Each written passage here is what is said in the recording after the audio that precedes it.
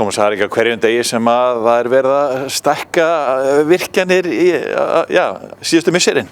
Nei, það er rétt, en þetta skemmtilegt að fagna þessum áfanga og það verður spennandi verkefni. Og þið eruð ekkert að fara að bora neitt eftir þessari orku, þið eruð að fara að nýta þetta allt betur. Já, þetta sem sagt 30 megawatt stækkun, virkjunin í dag er 100 megawatt og við erum að nýta þann varma sem fellur hér til betur. Og þetta er allt hannað hjá bæði HS Orku og Verkís í samstarfi og þessi tækni og við erum ekkert að fara að raska neitt, fara neitt ofan í jörðina meira. Hvaða þýðingu mun þetta hafa og hvað verðið þið lengi að þessu? Við verðum 2 ár. Við reiknum með að vera búin hér í ársbyrjun 2023 og þetta mun náttúrulega bara þýða, við munum reyna að beina þessari orku mest í auðlindagarðinn og erum að vinna að uppbyggingu í auðlindagarðinum með frekari fyrirtækjum og verkefnum hér. Þannig að vonandi hefur þetta bara mjög góða þýðingu fyrir svæðið í heild sinni, fleiri störf og meiri umsvif.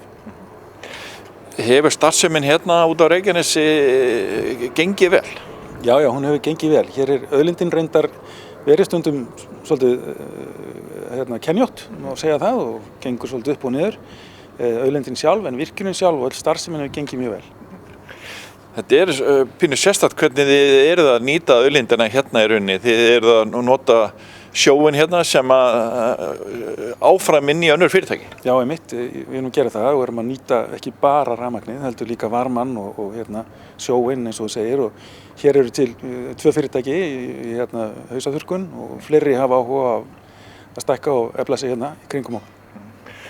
Og auðlindagarðurinn eins og þú ert að tala með er svona, það eru mörg fyrirtæki í auðlindagarðinum á Reykjanesi, hérna út á Reykjanesi og í kringu Svartsengi og annað, sem eru að nýta í rauninni það sem efni frá ykkur. Já. Viltu aðeins lýsa því fyrir okkur í stuttumáli? Já, gjarnan. Þetta er mjög skemmtileg hugmynd sem er búin að vera hér í árafjöld og byggja upp mörg fyrirtæki sem að beint hanga á auðlindastraum frá HS Orku. Og allt í allt er í dag, þrátt fyrir COVID, 1200 störf tengt þessum auðlindagarði og vonandi eftir COVID eykst það aftur og svo með tilkomu þessara virkjunar og hugsanlega fleiri verkefna munum við sjá miklu fleiri störf. Sérðu fyrir þér frekari uppbyggingu svona í framhaldi af þessu?